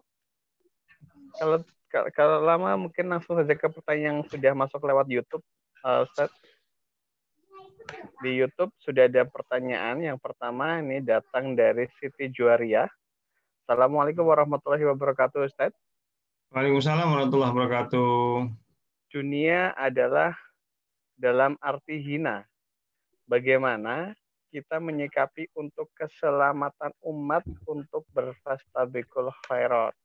Wassalamualaikum warahmatullahi wabarakatuh. Aduh, Mas, suaranya ketumbuk tadi, Mas. Mohon maaf. Yang mana itu? Mas Ion, suaranya ketumbuk tadi. Iya, ini pertanyaan di YouTube dari Ibu Siti Juariah, Ustaz. Ya, gimana? Assalamualaikum warahmatullahi wabarakatuh. Assalamualaikum warahmatullahi wabarakatuh. dunia adalah dalam arti hina. Bagaimana kita menyikapi untuk keselamatan umat untuk berfastabiqul khairat. Wassalamualaikum warahmatullahi wabarakatuh. Ya, dunia itu, waalaikumsalam warahmatullahi wabarakatuh. Memang dari kata dana yadnu dunu danawa. Jadi dunia itu dari kata dana. Dan itu artinya dua, satu dunu dekat. Artinya hidup di dunia itu dekat. Sekarang sedang kita alami. Dan tidak lama, sebentar. Kadang-kadang kan dewek ora kerasa ya, nembe wingi lenje-lenjean wis dadi nini-nini gitu ya. Nembe wingi gembagusan wis kaki-kaki. Cepat sekali gitu. Ya, kemudian yang kedua danawa. Dana itu artinya KW. Jadi kenikmatan dunia itu KW. Kenapa? Buktinya kenikmatan dunia itu ada batasnya. Angger wis terpenuhi biasanya melenger bosen, gitu kan? Beda dengan kenikmatan akhirat, tidak ada bosen-bosennya. Jadi kalau kayak kita, mohon maaf lah ya, mohon maaf misalkan pengen makanan ini, kalau udah kenyang makanan itu nggak enak lagi gitu. Ya kayak ini bapak-bapak ini, kayak misalkan Pak siapa? Ya Pak siapa namanya ya, Pak Dwiono misalkan. Wah, Pak Dwiono, Pak Dwiono dulu gandrung sama istrinya karena belum nikah. Ayu nih baru jadi bojone kepriye Pak Diono si ayu bae ora. Alhamdulillah. Oh ya ngomongnya ayu wong bojone nang sebelah ora wani ora. Gitu. Ya ini biasa baik gitu. Kalau dulu mungkin baru dengar nama calon istrinya saja udah deg-degan gitu ya. Melihat istrinya saja udah gemeter sih gila ya ora gitu. Ya deg-degan mau konangan lah ya gitu ya. Baik. Jadi itu dunia memang begitulah. Bagaimana lah? Sudah dijelaskan bahwa dunia itu adalah misalkan ya surat Al-Kahfi 46, al-mal wal banun zinatul hayatid dunya. Harta dan anak perhiasan hidup dunia. Kemudian apa? Wal baqiyatus sholihat. Amalan-amalan yang kekal lagi soleh. Maknanya apa? Bagaimana anak dan harta itu yang menjadi perhiasan dunia menjadi amalan kekal. Maka anak bisa menjadi amalan kekal sebagai harta dunia dengan cara apa? Anak dididik menjadi anak yang soleh. Harta digunakan untuk kebaikan, maka menjadi amalan-amalan yang kekal. Karena dunia mal'unah, dunia itu dilaknat. Illa, dunia sisinya itu terlaknat, kecuali satu, zikrullah. Jika dunia itu bisa menjadikan kita ingat kepada Allah. Jadi jadikan dunia sebagai fasilitas untuk ingat kepada Allah. Ya, punya uang, kurban, itu punya uang, sedekah. Ya, punya uang, ya tentu yang paling utama nafkahi anak istri kita dengan baik, penuhi kebutuhan kita dengan baik, syukur-syukur nabung haji, umroh, bantu orang lain. Nah itu, gitu. Aja tuh kuning kudung baik, kelambi baik. Anak sing kudungnya warnanya kuning, kembang-kembang abang karo ireng misalnya gitu ya. Gitu. Anak sing kudungnya warna biru macam-macam, nah, itu macam-macam. Jadi malah tuku kelambi nanti akeh-akeh ora dienggo tok. Mau jare klambine wis ora cocok. Padahal sing ora cocok kudu klambine. Klambi kan tetap sing ora cocok kan wis raine ya. Raine sing berubah tua dadi ora cocok nganggo kudung gue. Jadi sing dikesalahna klambine, jare klambine ora pas padahal sing ora raine. Kudunge. Buktinya kudung nek dienggo wong liya dening ya ayu. Berarti masalah kan ada pada diri Anda bukan pada kerudung Anda. Begitu para mak-mak. Halo, para mama ya, Ibu Siti Rohmana ya. Ya atau yang Bu Rasyati, wah itu kan Bu Sriati dan bu ibu-ibu yang lain gitu. Konangan baik pokoknya lah sing mak-mak senengnya pada nganggo Bu Anita Prayit, nah itu pada baik gue tunggu siji-siji. Ya Putri Wahyuni dan yang lainnya gitu. Baik gitu. Kemudian jadi gunakan itu untuk taat kepada Allah. Wama walah, bagaimana harta itu digunakan untuk kedekatan diri kepada Allah? Au alimun au muta'allim. Bagaimana harta itu digunakan untuk fasilitas belajar? Jadi segala biaya yang kita gunakan untuk belajar akan mengingatkan kita kepada Allah Ta'ala, itu yang mengandung keberkahan. Begitu Mas Ian, ada lagi? Ada, Tad. Ini dari chat yang ada di Zoom. Assalamualaikum warahmatullahi wabarakatuh. Waalaikumsalam warahmatullahi wabarakatuh. Dari Ibu Kusti Rahayu. Ustadz bertanya, kalau memikirkan tentang Allah, perasaan saya kok jadi takut, bahkan sampai tidak berani di dalam rumah sendirian. Ini tanda-tanda apa ya Ustadz? Dan bagaimana cara mengatasinya? Ya, ketakutan kepada Allah itu jangan sampai kemudian justru merasa jauh dari Allah dan malah tidak berbuat apa-apa. Ini ketakutan yang tidak benar. Ketakutan kepada Allah justru membuat dia semakin dekat dengan Allah, merasa tidak sendirian. Ya, beda dengan takut sama setan, jin dan sebagainya. Maka kalau ada begitu harus diarahkan bagaimana ketakutan ini membuat kita jadi takut untuk bermaksiat, takut untuk nanti mau disiksa Allah, takut untuk berakhir dengan keburukan. Ya, maka ya tanda-tanda itu memang bagian dari ketakwaan. Ibu sudah bagus, punya ketakutan begitu, tinggal diarahkan bagaimana takut ini semakin dekat kepada Allah. Jadi contoh begini ya, saya itu pengalaman saya pribadi, saya punya anak, Bu, punya anak 4 itu. Anak-anak saya alhamdulillah waktu kecil-kecil, kan ada model anak yang kalau diomelin, dibentak, dia menjauh, masuk kamar gitu ya. Ya kan? Alhamdulillah anak-anak saya enggak. Kalau diomelin, dibentak, malah dekat saya ngerangkul gitu. Nah, saya kan jadi nggak jadi marah. Gitu. Tapi mungkin kalau diomelin malah maring kamar, lawang ditutup, jebret kan saya tambah marah. Begitu ya. Sama, itu saya ya. Ketakutan kita kepada Allah jangan membuat kita lari dari Allah, justru menjauh, ya Allah tambah murka gitu ya. Artinya itu kurang lebih begitu ya. Ini untuk bisa mudah memahami. Ya. Tapi ketakutan kepada Allah justru kita semakin mendekat kepadanya, rangkul Allah dengan doa, rangkul Allah dengan ibadah gitu. Rangkul Allah dengan ketaatan, rangkul Allah dengan menjauhi maksiat, insya Allah kita akan semakin disayang oleh Allah Ta'ala. Begitu Mas, wallahu alam. Ada lagi? Ada Ustaz, ini masih dari chat, dari Ibu Endah Kusumawardani. Bismillah, Assalamualaikum warahmatullahi wabarakatuh Ustaz. Waalaikumsalam warahmatullahi wabarakatuh. Mau bertanya, arti dan makna qawam dalam konteks suami, apakah betul bahwa maknanya suami adalah pemimpin bagi keluarganya dan bertanggung jawab atas istri dan anak-anaknya? Jika perilaku anak dan istri tidak baik, maka suami ikut menanggung dosanya. Akan tetapi sebaliknya, jika suami berperilaku tidak baik, maka anak istri tidak menanggung dosa-dosanya. Lantas, bagaimana hubungannya dengan sebuah hadis bahwa setiap diri bertanggung jawab atas perbuatannya masing-masing? Jazakallah, Ustaz. Ya, ini sebenarnya pertanyaan atau lagi nasihati bojone dewek? Itu dia, Tad. Baik, kita lihat tafsir qawam ya. Menurut Imam As-Sa'di, ya, beliau mengatakan qawamuna 'ala nisa, yakni qawamuna 'alaihinna bi ilzamihinna bi huquqillahi ta'ala. Yaitu mereka itu para laki-laki bisa menjadi teladan, mendidik, mengarahkan, membimbing para istri untuk bisa menunaikan hak-hak Allah Ta'ala. Minal muhafadzah ala faraidihi wa kaffahunna 'anil mafasid. Untuk menjaga betul syariat-syariat Allah yang wajib-wajib terutama, wa kaffahum 'anil mafasid, dan mencegah mereka untuk melakukan keburukan-keburukan. Warijalu 'alaihim ayyalzimuhunna bidzalik. Laki-laki itu wajib untuk melakukan itu dalam rumah tangga. Ya. Wa qawwamuna 'alaihinna aidon bil infaq 'alaihinna, kata Imam Sa'di.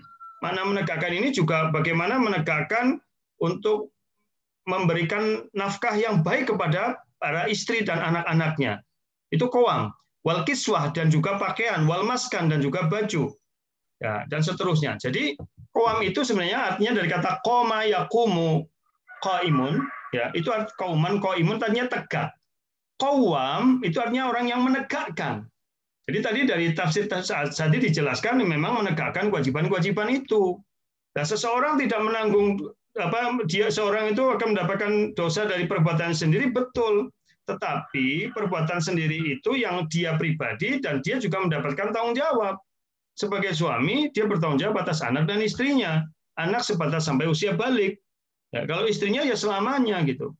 Maka Rasulullah SAW pernah bersabda, wanita itu memang dalam masalah rumah tangga sebenarnya ya sama-sama lah, cuma ada lebih keuntungan. Keuntungannya apa? Rasulullah SAW pernah bersabda, ya, idza salat mar'a khamsaha, wanita bila salat 5 waktu saja, wasomat Ramadan, wasomat farda syahroha, dan berpuasa sebulan Ramadan. Jadi wanita itu asal puasa salat 5 waktu, puasa Ramadan, kemudian wa ta'an zaujaha, taat pada suaminya, wa hafizat farjaha, dan menjaga kemaluannya, maka qilalaha, ya, qilalahunna, katakan pada mereka udkhulil jannah, udkhulnal jannah, masuklah kalian ke surga min aish babin syi'ti, Ya, udkhulil jannah min ayyi babin syi'ti. Masuklah surga dari pintu mana yang kamu sukai. Jadi dari hadis ini, wanita itu asal sholat 5 waktu, wajib saja, puasa Ramadan saja, taat pada suaminya saja, taat pada suaminya. Kemudian dia menjaga kemaluannya, tidak berzina, maka masuklah surga ke pintu mana saja. Kebalikannya laki-laki. Laki-laki itu ada yang disebut dayyus oleh Rasulullah. Siapa laki-laki dayyus? Laki-laki yang membiarkan kemungkaran, keburukan ada di rumahnya. Itu disebut dayyus. Ya, jadi kalau istrinya pakai jilbab nggak benar, laki-laki diam saja malah bangga, bojone gawa kondangan dandan menor-menor ke bojoku ayu, laki-laki dayyus, dia akan dimintai pertanggungjawaban. Gitu. Ya. Jadi kalau ada wanita kemudian dia sholat 5 waktu males-malesan, kemudian tidak lakukan, itu laki-laki bertanggung jawab. Nah, jadi dia laki-laki memang bebannya di situ, makanya dia menjadi qawwam. Ya, menjadi penegak pemimpin bagi wanita keluarganya. Makanya wanita taat pada suami. Makanya berbaktinya wanita kepada suaminya, berbaktinya laki-laki kepada ibunya. Urutannya begitu. Ya, karena memang tanggung jawab laki-laki itu berat. Jadi dalam bahasa mudahnya itu, ya laki-laki itu bisa masuk neraka atau surga lantaran tanggung jawabnya kepada istrinya, dan tanggung jawab pada istrinya dan anaknya itu bagian daripada perbuatan dirinya gitu. Wallahu a'lam. Sudah ada lagi, Mas? Ada, Ustaz, ada. Aku rutinnya wis liwat ke. Ya. Ini ada lagi pertanyaan masih di YouTube. Bismillah. Assalamualaikum warahmatullahi wabarakatuh. Waalaikumsalam warahmatullahi wabarakatuh. Ini dari Muhammad. Yang di chat ini nggak ada, Mas, semuanya di YouTube dulu apa? Ada, saya urutan, Pak, urutan. Ya udah, silakan.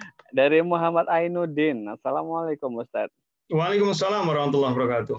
Ada yang berprinsip punya ilmu agama sedikit yang kita beramal dengan landasan ilmu yang sedikit tersebut. Mohon pencerahannya, Ustaz. Ya, maksudnya dia mungkin ilmunya sedikit tapi cukup dengan ilmu itu. Mungkin gimana, Mas? Seperti itu. Redaksinya hanya yang punya prinsip ilmu agama sedikit, ya kita beramal dengan landasan ilmu sedikit tersebut. Ya, itu nggak benar, karena kita punya kewajiban untuk mengembangkan ilmunya. Kemarin sudah kita bahas dalam mujahadah insan robbani. Bagaimana insan robbani itu yang bima kuntum tu'alimun alkitab, bima kuntum tadrusun. Talabul ilmi faridah ala kulli muslim. Kemudian surat Az-Zumar, kul hal yastawil ladzina ya'lamun wal ladzina la ya'lamun. Katakan sama apakah orang yang berilmu dengan orang yang tidak berilmu. Jadi kalau begitu nanti lebih baik nggak usah ngaji sisan. Dengan dia tidak ngaji, ilmunya sedikit, cukup semenoh dosanya sitik. Ini nggak benar. Nggak orang ngerti orang dosa, ini nggak betul. Jadi kita harus terus belajar terus semaksimal mungkin lah. Mungkin yang dimaksud belajar ilmu dapat sedikit langsung amalkan, dapat ilmu sedikit langsung amalkan, begitu. Bukan cukup dengan apa yang ada, tidak. Jadi belajar sedikit amalkan, belajar sedikit amalkan gitu. Begitu. Wallahu alam. Ada lagi, Mas? Bakul rotinya suaranya seru banget. Ayo, Mas. Ya, ini dari Bapak Dr. Hizbul Muflihin. Bismillah. Secara lughawi dimensi ini saya diuji S3 berarti sama Pak Hizbul ini. Baik, apa? Dimensi roba dalam konteks pendidikan bisa jadi punya aksentuasi sendiri. Berbeda dengan konsep roba pada diri Allah. Mohon penjelasannya, Ustaz. Ya, tadi kan Ustaz Dr. Hizbul Muflihin, tadi saya kutip di kitab Mufradan li Al-Fadil Quran bahwa tarbiyah itu kan secara bahasa artinya adalah menumbuh kembangkan sesuatu halan fahalan ila haddit tamam. Jadi menumbuh kembangkan sesuatu secara bertahap sampai sempurna. Jadi tentu pendidikan yang baik, pendidikan yang bertahap. Ya, jadi dia pendidikan yang kemudian terarah, terstruktur, tersistem, ya terprogram dengan baik. Itu tarbiyah. Jadi saya kira begitu, Pak Hizbul. Justru kita harus banyak belajar menyesuaikan konsep pendidikan manusia ini yang sekarang kita tekuni. Ya, Pak Hizbul sebagai pakar pendidikan, kita lihat bagaimana pendidikan robbani. Pendidikan robbani itu adalah insya'u syai'in halan fahalan ila haddit tamam. menumbuh kembangkan potensi anak seseorang secara bertahap sesuai dengan passionnya, sesuai dengan kemampuannya, sesuai dengan daya ininya, sampai dengan batas yang maksimal. Jadi saya sebenarnya dari sini memang cenderung pendidikan yang Islam itu pendidikan yang inklusi, Pak Hizbul, bukan eksklusif. Pendidikan inklusi, bahwa setiap anak punya kecenderungan, mari kita kembangkan sesuai dengan kecenderungannya. Jadi tinggal mengarahkan. Kalau kita lihat dari definisi tentang tarbiyah itu, insya'u syai'in halan fahalan ila haddid tamam. Menumbuh kembangkan. Insya itu menumbuh kembangkan potensi yang dimiliki anak. Dia potensinya kemana? Halan fahalan, secara bertahap. Berarti pendidikan itu harus ada tahapannya, harus terstruktur, terkurikulum dengan baik. Ila haddid tamam, harus ada visinya. Visinya menuju kemana? Sampai batas yang sempurna menjadi insan kamil tadi. Wajib, kalau dalam konsep Islam, bagaimana pendidikan melahirkan yang innama yakhsyallaha min ibadihil ulama. Jadi orang berilmu yang dia takut kepada Allah.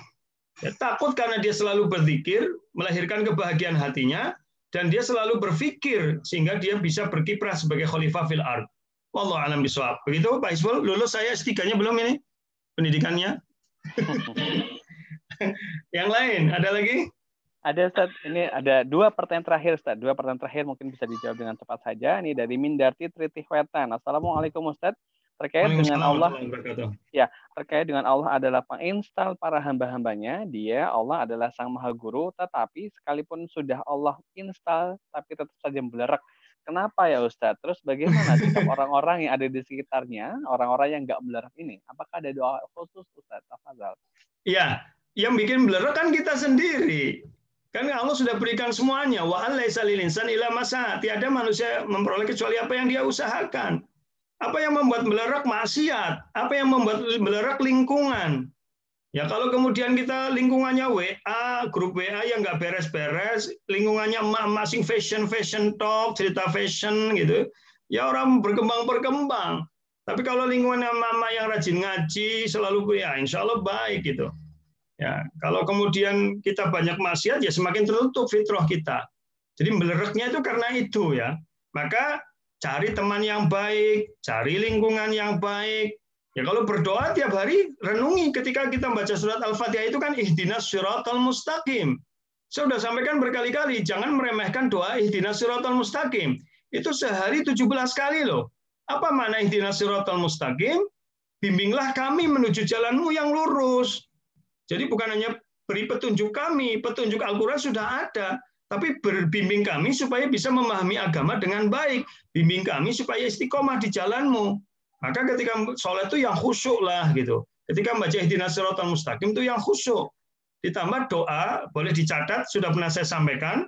Doanya adalah Allahumma a'inni ala dzikrika wa syukrika wa husni ibadatika. Kayaknya ini sudah pernah saya sampaikan ini. Doanya Allahumma a'inni ala dzikrika wa syukrika wa husni ibadatika.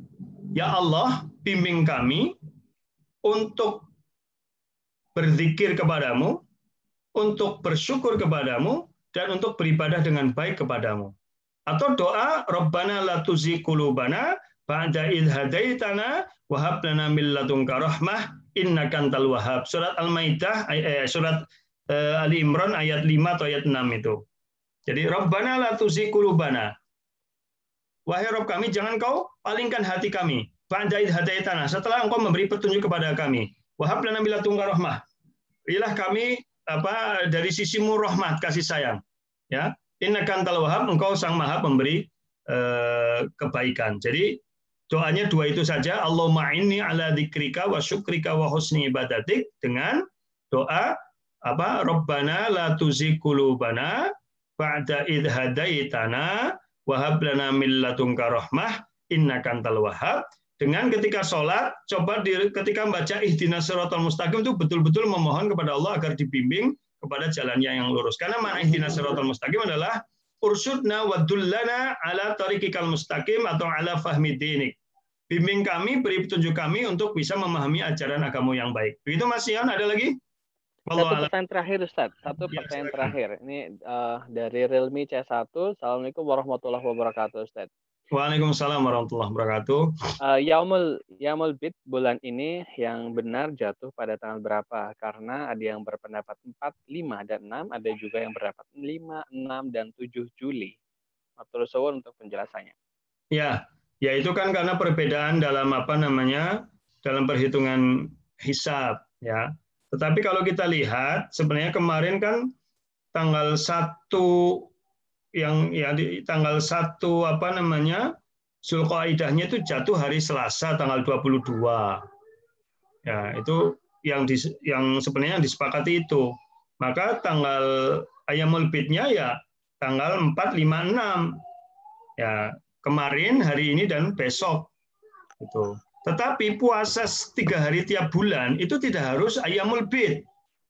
Ya, karena Aisyah pernah ditanya, jawaban Aisyah bahwa ya kapan saja, yang penting dalam 1 bulan itu minimal puasa 3 hari, minimal kapanpun.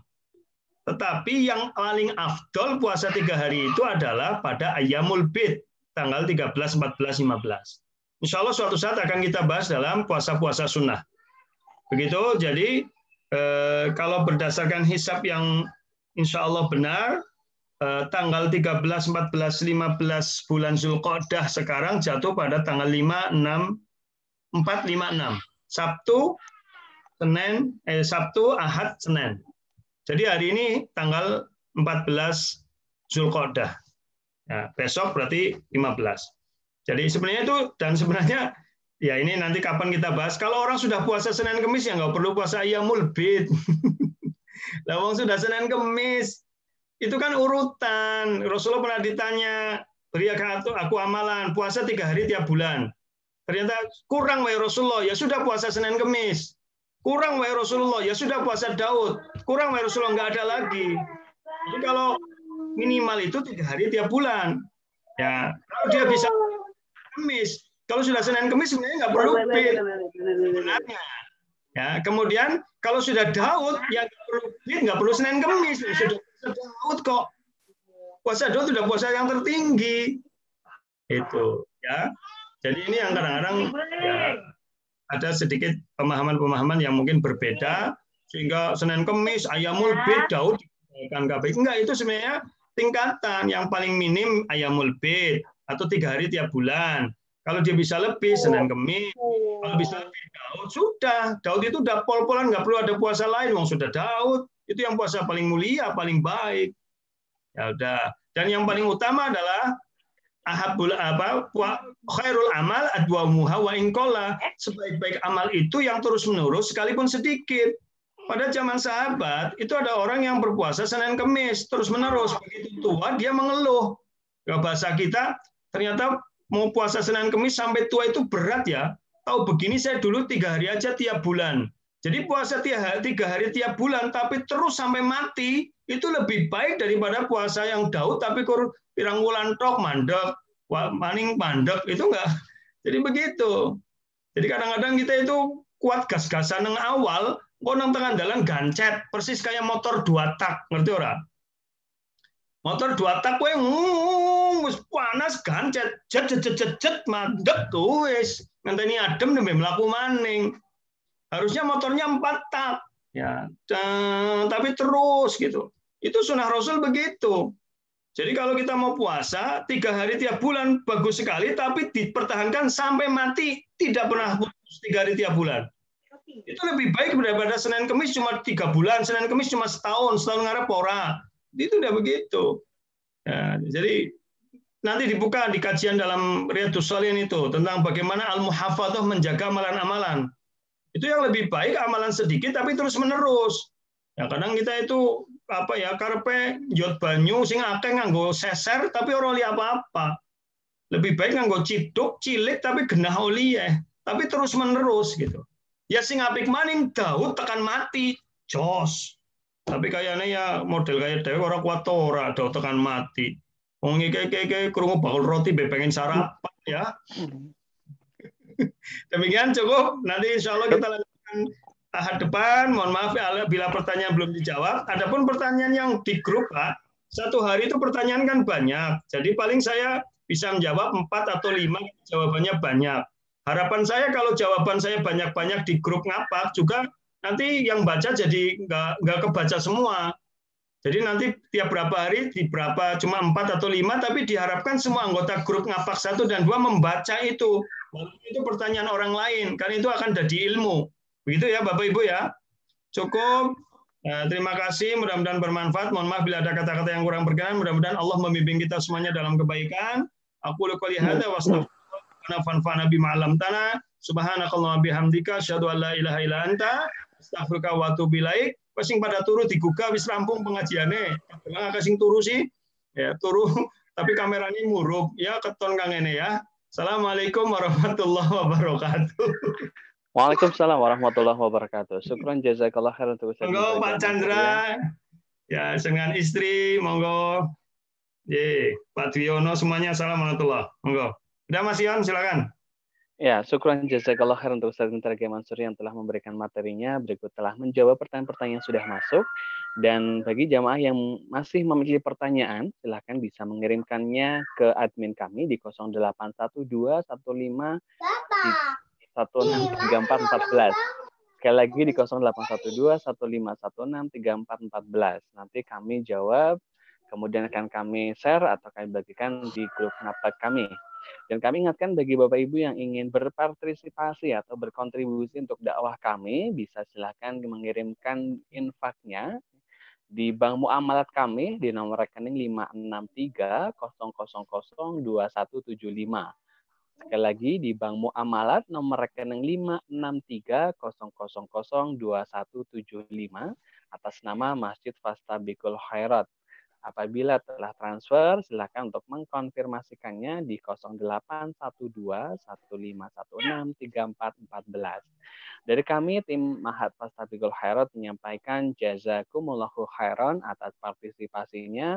Terima kasih dan mohon maaf sekali apabila ada hal-hal yang kurang berkenan selama kajian ngapak ini.